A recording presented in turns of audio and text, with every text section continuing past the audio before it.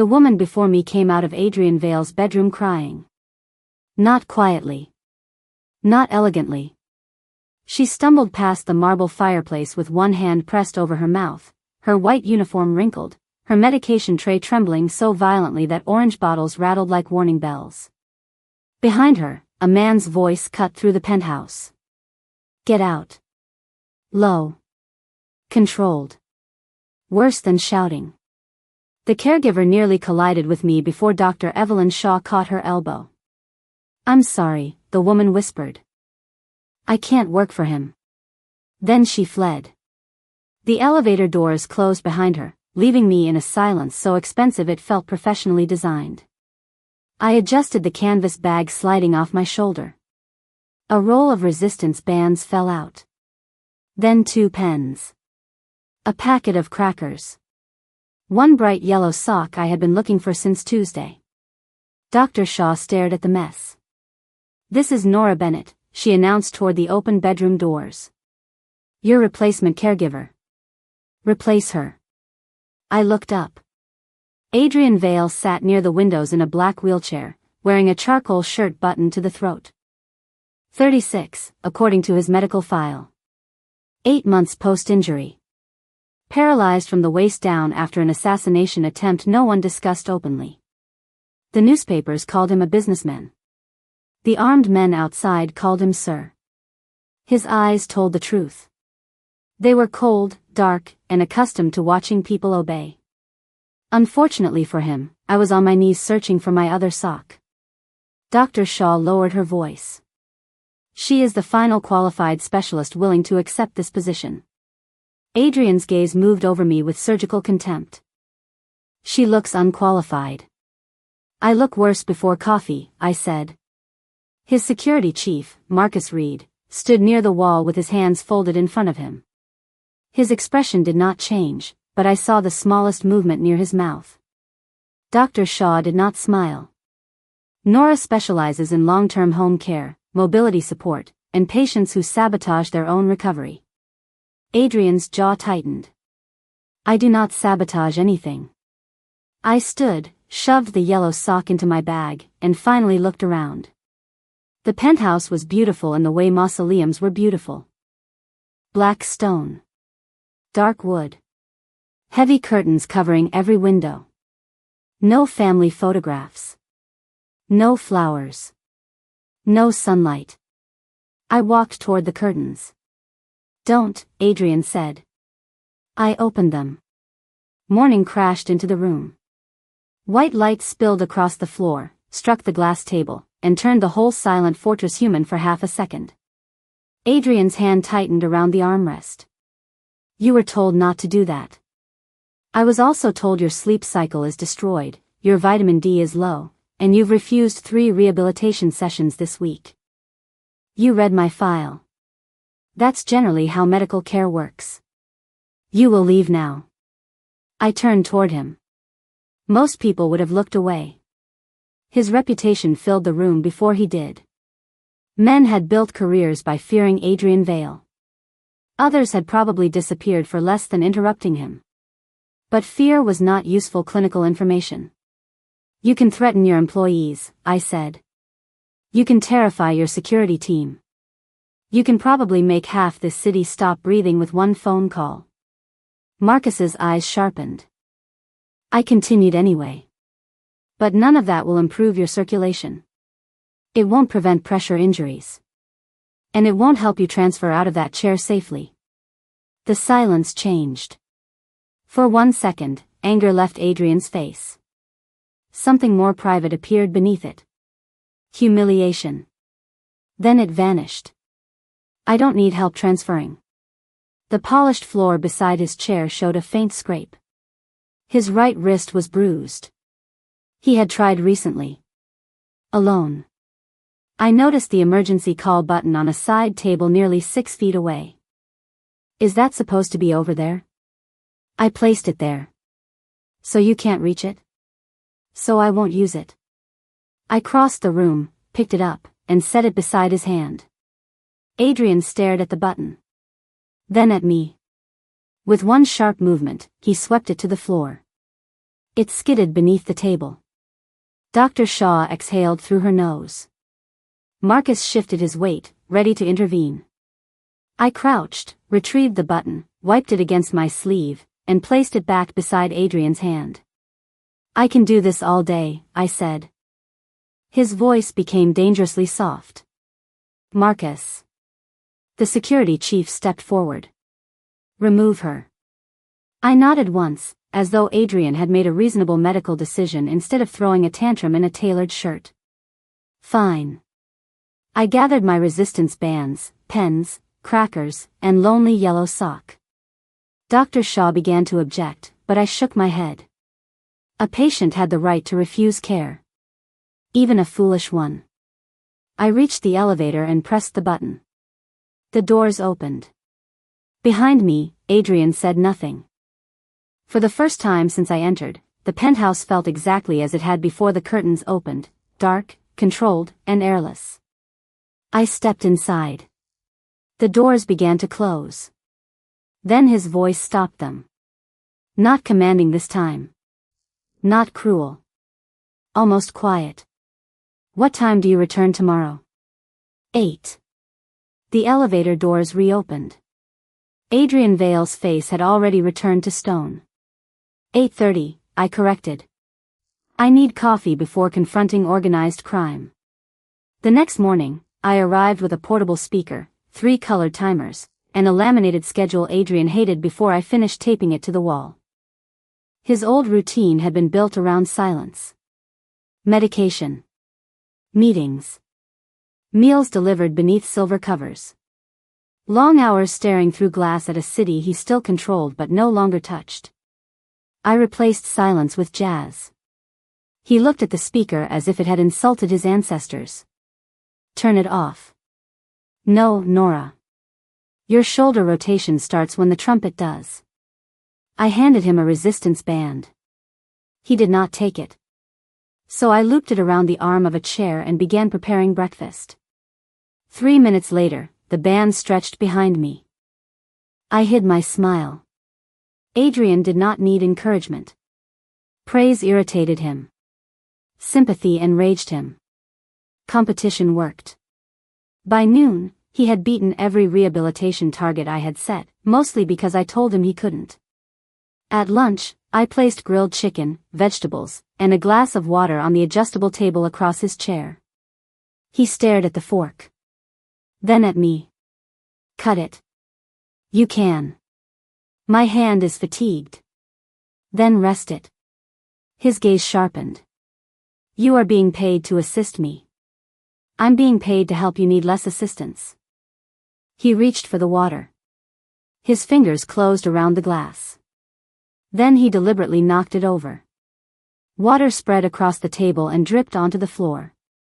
2 guards near the doorway went perfectly still. Adrian watched my face, waiting. For panic. Apology. Obedience. I took another glass from the cart, filled it halfway, and placed it closer to his stronger hand. Then I sat across from him.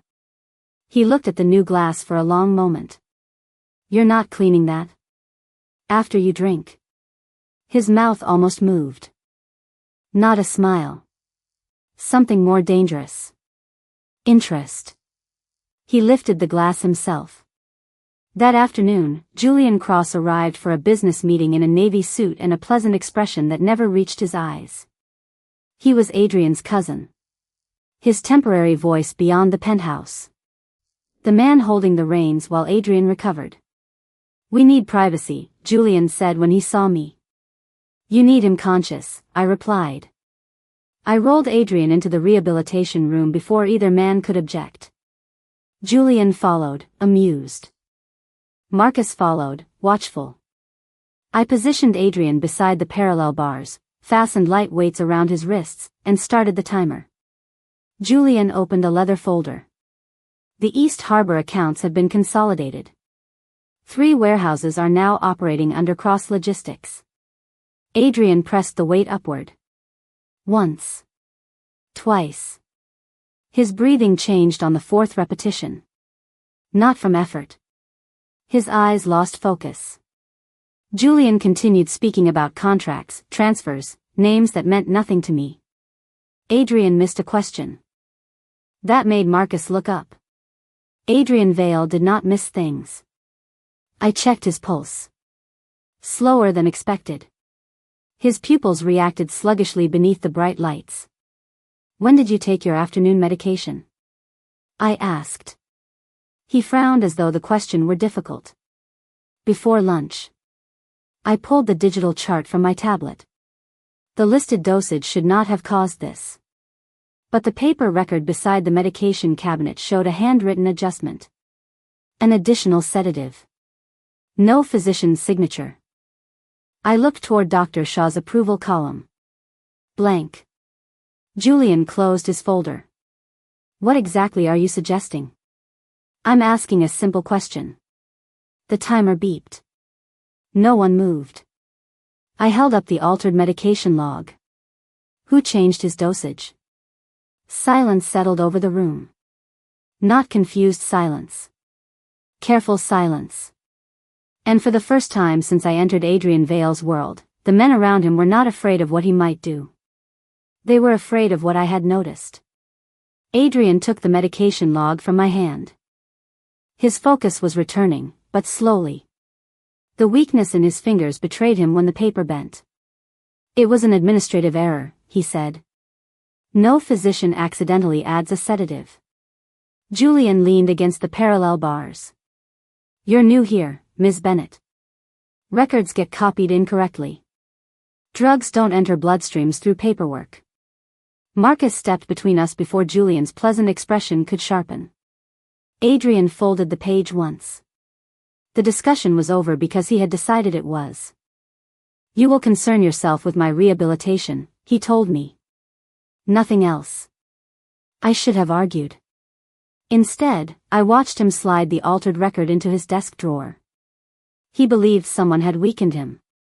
He simply preferred danger he could hide to vulnerability anyone might witness. That night, a storm swallowed Manhattan. Rain struck the windows in hard silver waves. Lightning erased the skyline, then returned it in fragments. I stayed late to update Adrian's mobility plan. Most of the staff had moved downstairs for a security briefing. The private floor felt unnaturally empty without men pretending not to listen. At 11:17, the lights failed. The ventilation stopped. The penthouse disappeared into darkness. A second later, the emergency system pulsed red along the floor. I reached for my phone. No signal. Then I heard something from Adrian's private office. A dull impact. Metal against wood. Silence. Adrian? No answer. I followed the red floor lights down the corridor. His office door was locked, but the handle had not caught completely. I pushed it open. His wheelchair stood beside the desk. Adrian was on the floor. One arm braced against the carpet. The other trapped beneath him. A leather document case lay open nearby, papers scattered like fallen birds. His face changed when he saw me. Not pain. Rage at being seen. Call Marcus. The system is down. Then leave. I closed the door behind me. That frightened him more than if I had shouted for help. I said leave. And let 10 armed men carry you out like furniture? His breathing stopped for half a second. I lowered myself to the floor, keeping my movements slow. I'm not touching you until you tell me where it hurts. Nowhere. Excellent. Then this should be easy. His glare could have cracked glass. But after a long silence, he shifted his shoulder. Right wrist. I checked it carefully. Strained, not broken.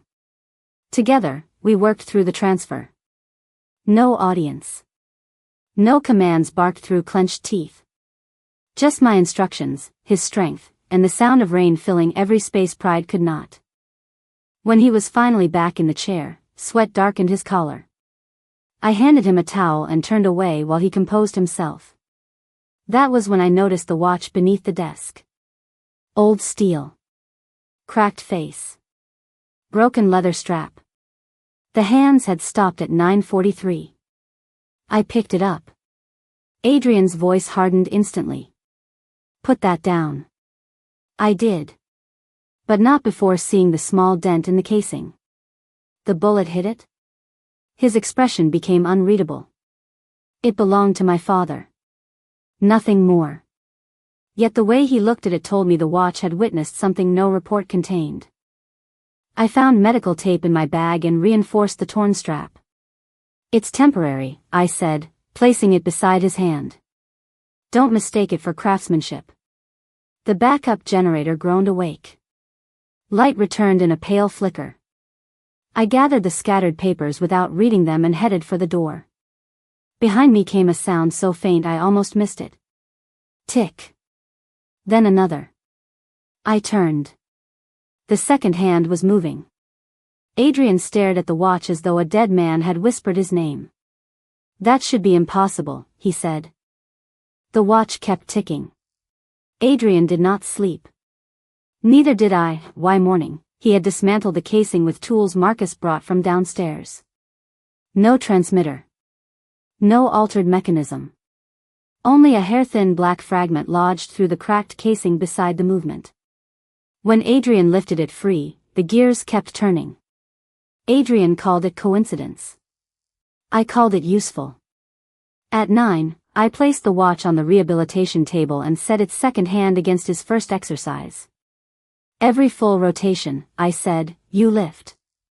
I own several timers. None of them frighten you. His eyes settled on the cracked face. Then he gripped the parallel bar. The first week, Adrian had treated each exercise like an insult. Now he attacked them like negotiations he intended to win. His shoulders had strengthened. His transfers were cleaner. He could hold his weight longer without shaking. But progress made him reckless. On the fourth repetition, his right arm buckled. His body tilted beyond the safe angle. Catch me, he snapped. I stayed close enough to prevent injury, but I did not pull him upright.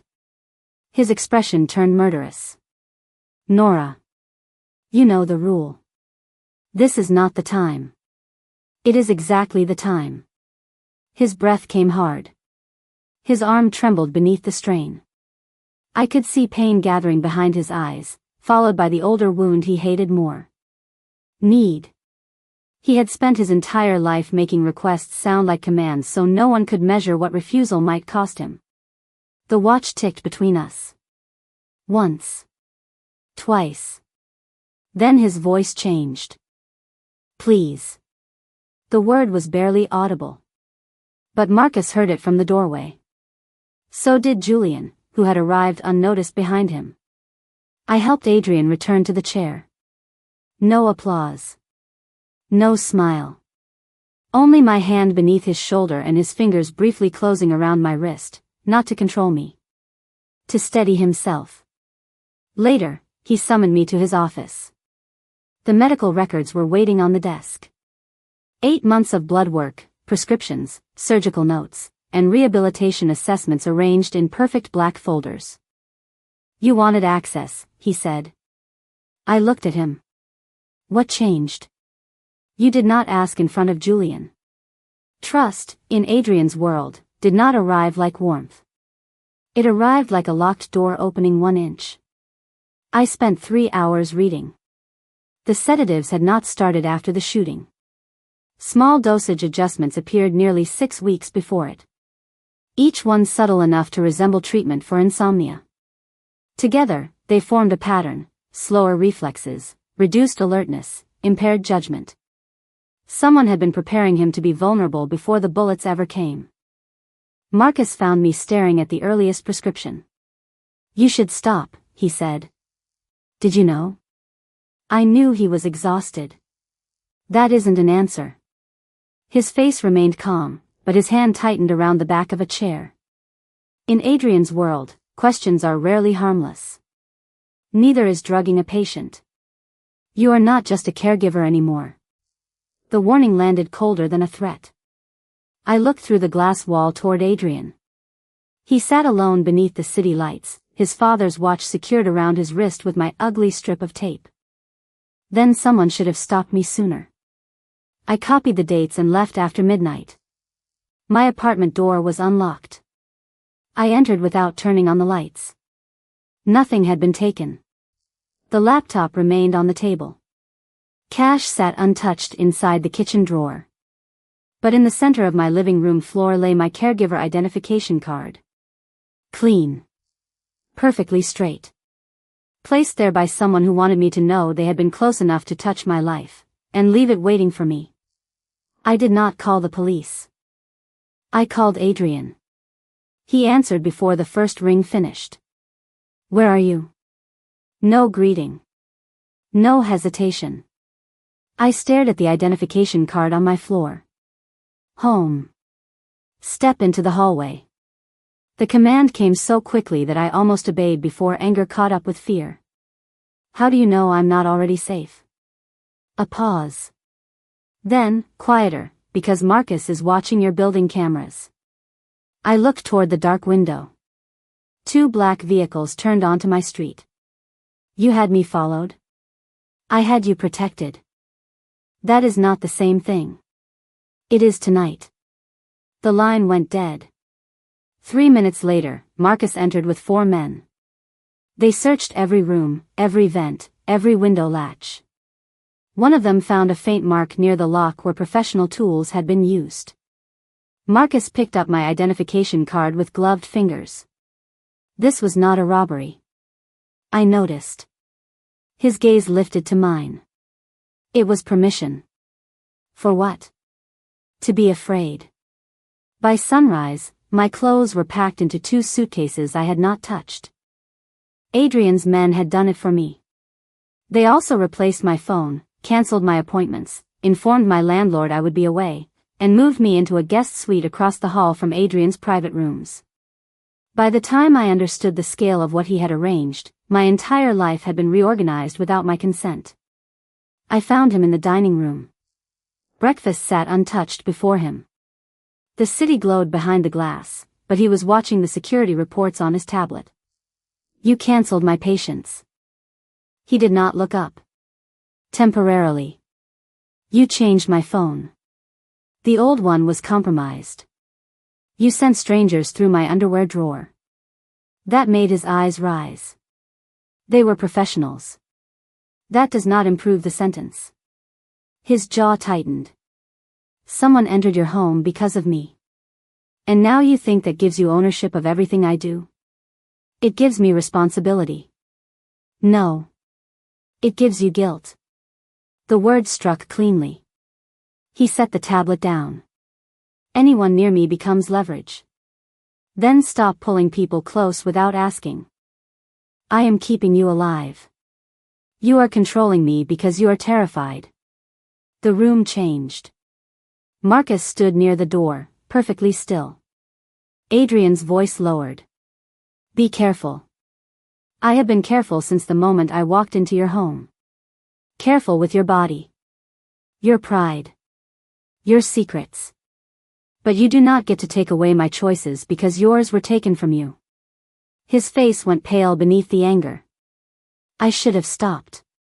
I did not. Losing the use of your legs did not give you the right to imprison mine. His hand closed around the armrest. For several seconds, I heard nothing but the quiet machinery of his chair. Then he said, Control is the reason I survived. No. Control built the world that put you in that chair. Marcus looked away. Adrian's expression hardened, but something underneath it broke open. I trusted people, he said. That was my mistake. The admission was so raw it barely sounded like him. I stepped closer. Someone you controlled still betrayed you. His eyes held mine. And if you turn me into another person who obeys because she is afraid, then they win twice. The silence lasted long enough for the coffee to stop steaming. Finally, Adrian looked toward Marcus. Remove the guards from inside her rooms. Marcus nodded. Cancel the restrictions on her schedule. Another nod. And return her original phone after it is secured. I exhaled, but Adrian was not finished. Exterior protection remains. I opened my mouth. Outside, he said. Not in your life. It was not surrender. But it was the first time he had moved toward me instead of forcing me toward him. That evening, he waited outside his private office. A keypad glowed beside the locked door. Adrian entered 6 numbers. The light turned green. No one enters this room without me, he said. Not Marcus. Not Julian. Then why am I here? He placed a small black key in my palm. Because you were right. Inside were security records, financial ledgers, photographs, and sealed files from the night of the shooting. We worked until midnight. Near the bottom of a restricted archive, I found a damaged garage image timestamped 9 minutes before the attack. A figure stood beside Adrian's car. Same height. Same build. Same access level as someone in his inner circle. But the face had been carefully erased. Not blurred. Removed. I turned the screen toward Adrian. He stared at the empty white shape where a trusted man's identity should have been. Then his expression changed. Not recognition. Something worse. Fear of recognition. Adrian enlarged the image until the erased face became a field of broken pixels. Who had access to this archive? I asked. 3 people. He did not name them. That frightened me more than a list would have. We rebuilt the night of the shooting from fragments. Security logs. Medical reports. Garage schematics. Phone records with missing minutes. Adrian remembered leaving a meeting at 9:31. The watch had stopped at 9:43. The first emergency call had not been placed until 9:51. 8 minutes had vanished. Near dawn, I found the maintenance report. A magnetic lock failure had been recorded in the private garage 30 minutes before the attack. The technician blamed an electrical surge. But the surrounding cameras had failed in a perfect radius while every other system remained active. I looked at Adrian's watch. The dent in its casing was not where the bullet had struck. I carried it to the desk and held it beside the garage diagram. The strap had nothing to do with it. Removing that black fragment freed the movement. He watched me carefully. The maintenance diagram shows the same narrow locking pin inside the magnetic override assembly, I continued. It jammed the watch at 9:43, the exact moment the garage cameras were disabled. The garage security system uses magnetic override equipment, he said. Who can activate it? His eyes moved toward the erased figure. Someone with private clearance. The truth entered the room slowly. This had not been an enemy forcing his way inside. Someone had opened the door. Someone had weakened Adrian for weeks, disabled the cameras, altered the timeline, and stood beside his car before the first shot was fired. He rolled away from the desk. We stop. We're close. That is why we stop. I moved in front of him. You gave me the key. And now I am taking it back. His voice was cold, but his hand shook when he reached for the watch. You don't get to trust me only until the truth becomes painful. You think this is about pain? I think you already know whose shape was erased. His eyes met mine. For one terrible second, I saw the answer. Not a name. A grief. Then the wall returned. The next morning, Adrian pushed himself through rehabilitation without speaking. Every movement was too fast, too violent, as though exhaustion could silence suspicion. During a supported transfer, his left leg shifted. Not from balance. The muscle contracted beneath my hand. We both froze. Do that again, I whispered. He stared down at his leg. Nothing happened. I tried not to smile too quickly. Hope could be cruel when given a voice before it had proof.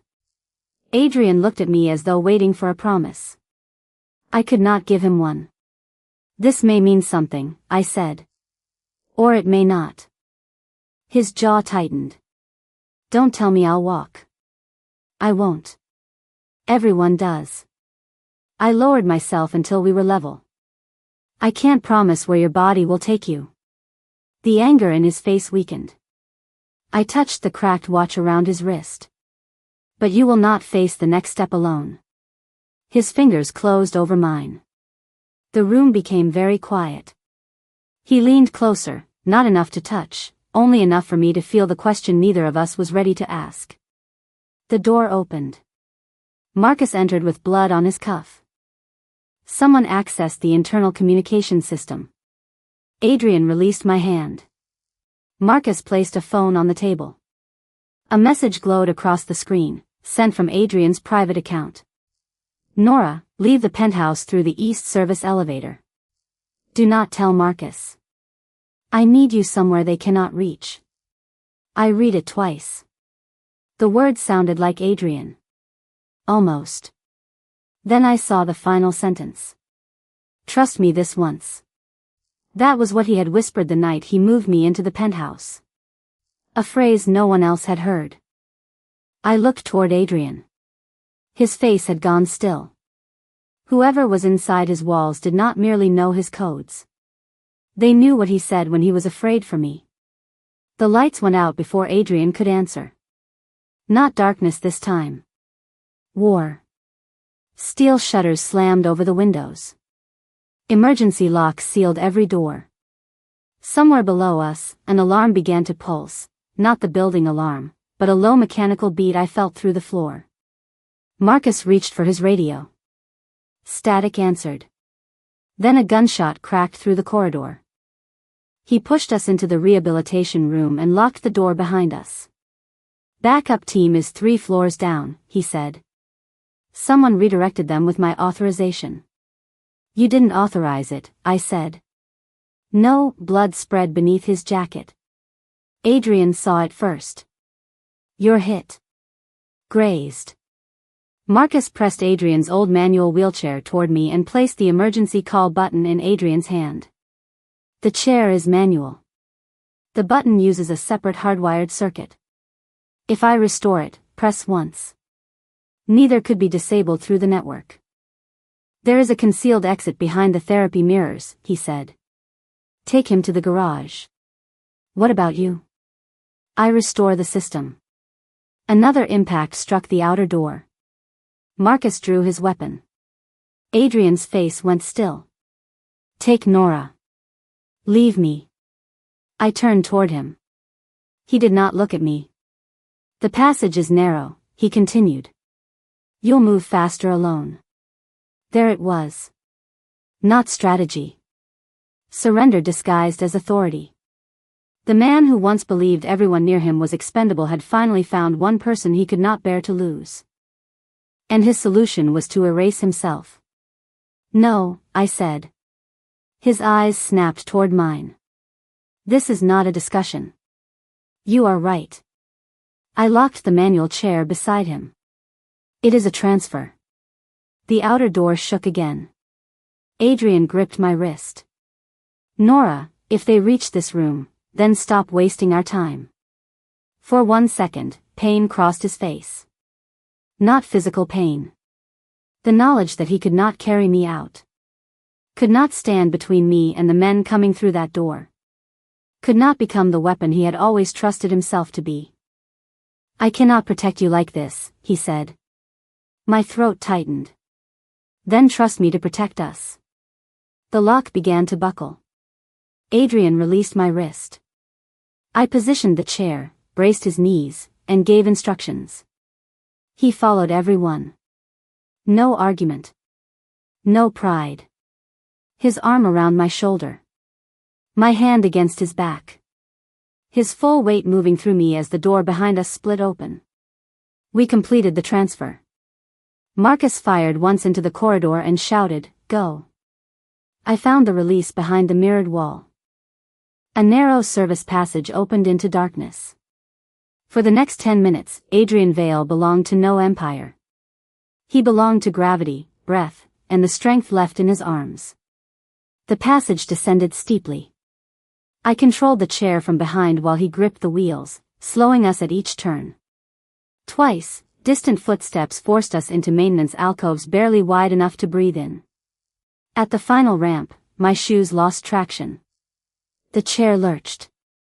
Adrian caught the wheel with one hand and the railing with the other. Pain tore across his face, but he held us both. "Still think you're doing all the protecting?" I whispered. "Do not become unbearable now. You hired chaotic." The smallest breath of laughter escaped him. It vanished when we reached the garage. The air smelled of rain, oil, and cold concrete. Adrian stopped moving. Across from us stood the private bay where he had been shot. Fresh cables ran along the wall toward the magnetic override panel. One cable was marked with a strip of red tape. Adrian stared at it. "What is it?" He pointed toward the mark. That was how we identified Julian's equipment when we were boys. Red for his. Black for mine. The erased figure. The altered medication. The forged message. Not proof. But enough to break something inside him. His head lowered. "I gave him everything," Adrian said. Footsteps echoed from the ramp behind us. Slow. Unhurried.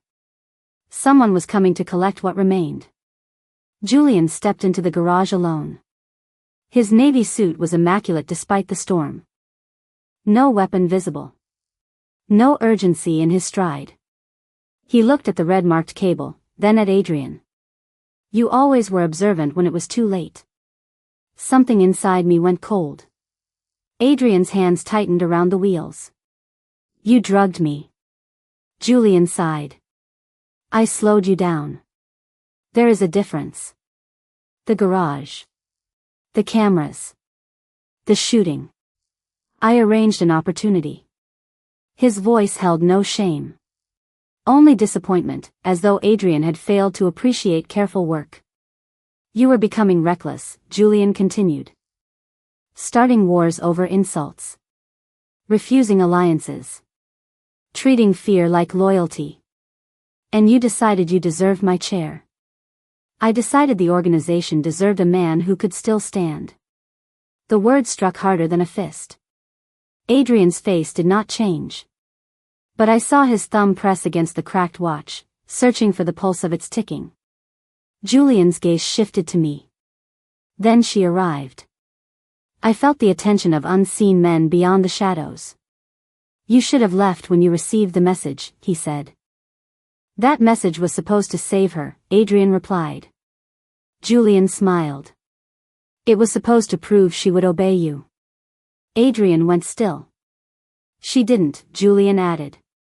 "That is why you became weak." "No," I said.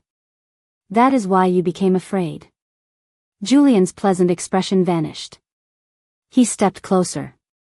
"You can still end this correctly, Adrian. Send her with me. Announce that your recovery requires privacy. Transfer permanent authority to my office, and you keep your life." Adrian looked at me. Not like a boss measuring an asset. Like a man facing the cost of everything he had refused to name. "And Nora?" he asked. "She disappears." The garage seemed to narrow around us. Adrian could have bargained. Could have threatened. Could have offered money, territory, blood. Instead, he reached into the pocket beside his chair. His fingers closed around the emergency call button. The same button he had once thrown across the floor rather than admit he might need another human being. Julian noticed. "You press that, my men move first." Adrian's thumb hovered over it. Then he looked at me. "I need help. Not an order. Not a confession hidden inside one. The truth." I stepped behind his chair and released the brake. "You have it." He pressed the button. A red light flashed. Julian lunged. I shoved the chair sideways as the garage erupted with sound. Tires screamed beyond the shutter. The emergency gate crashed down between us and Julian's men. Marcus's voice thundered through the restored security system. "Private command confirmed." Julian froze. Adrian opened the control panel on his chair and entered a code. "What did you do?" Julian demanded. Adrian's voice was calm. "I transferred emergency authority to Marcus." "You gave him the organization?" "I removed it from the negotiation." Julian stared at him in disbelief. "You would surrender everything for her?" Adrian looked up at his cousin. "No. I surrendered the part of me that believed power was worth more than a person." Security flooded the garage. Marcus appeared at the front, pale from blood loss but standing. Julian was taken without another word. By dawn, the penthouse was quiet again. I packed my bag in the guest room. The threat was gone. Adrian had Marcus. Dr. Shaw. A future no longer built around hidden poison and borrowed trust. He found me beside the elevator. His eyes dropped to my suitcase. "You're leaving. You don't need a caregiver who overturns your life anymore." The doors opened. He could have blocked them. Ordered the guards to close them. Made staying easier than leaving. He did none of those things. His hand rested on the repaired watch. Then Adrian Vale, the man who had once ruled every room through fear, asked me the most dangerous question of his life. "Do you want to stay?" The elevator remained open between us. I looked at Adrian's hand resting beside the repaired watch. For weeks, he had made decisions for everyone around him. Where they stood. What they knew. When they left. Now he waited. No guards moved to block me. No command followed his question. "I don't want to stay as your caregiver," I said. Something flickered across his face. He concealed it quickly, but not before I saw the hurt. "I understand." I stepped out of the elevator. "I want to stay because I choose you." Adrian stopped breathing. The doors closed behind me, shutting out the corridor, the guards, and the city that had spent years obeying him. I placed my suitcase on the floor. "But I have conditions." His mouth almost curved. "Of course you do. No canceled appointments. No surveillance inside my home. No buying buildings because I complain about the plumbing." I had considered it. "I know. And the final condition?" I moved closer. "You never confuse protecting me with possessing me again." Adrian looked down at his hands. Then he nodded. "I will probably fail. Then you apologize." "I have men who do that for me." "Not anymore." This time, he smiled. It was small. Uneven. Almost unfamiliar on him. But it was real. 6 weeks later, Adrian prepared for his first public appearance since the shooting. Julian's betrayal had been exposed. The altered prescriptions, the magnetic override, the erased footage, every hidden piece had finally found its place. Marcus took temporary control and began dismantling the operations built on fear and violence. Adrian redirected his legitimate companies and announced a medical foundation for spinal injury patients who could not afford private rehabilitation. He never admitted whose idea it had been. Dr. Shaw secured braces around his legs while I adjusted his jacket. His father's watch ticked steadily against his wrist. "You're nervous," I said. "I am never nervous. You have checked the same button 4 times. It may be defective. It survived being thrown across a room. It is stronger than both of us." He gave me a look, then positioned his hands on the support rails. Slowly, with Dr. Shaw beside him and me in front, Adrian pushed upward. His arms trembled. The braces locked. For 3 seconds, he stood. Not alone. Not without effort. But upright. Emotion broke across his face so quickly that he turned away from the mirror. I knew what everyone outside would say. That Adrian Vale had defeated the chair. That he had reclaimed his power. That standing made him whole again. I touched his cheek until he looked at me. "You were never less of a man in the chair." His breath caught. The old Adrian would have hidden the tears gathering in his eyes. This man let me see them. Then he lowered himself back into the wheelchair without shame. When the ballroom doors opened, conversations stopped. Hundreds of people turned toward him. They saw the scar. The chair. The woman walking beside him. Adrian reached for my hand but did not take it. He waited. I placed my fingers in his. The room lowered its voice as we entered. It always did for Adrian Vale. But I never would. He had once believed power meant making the world fear his silence. Then he learned that love was the one thing silence could never command. It had to be chosen.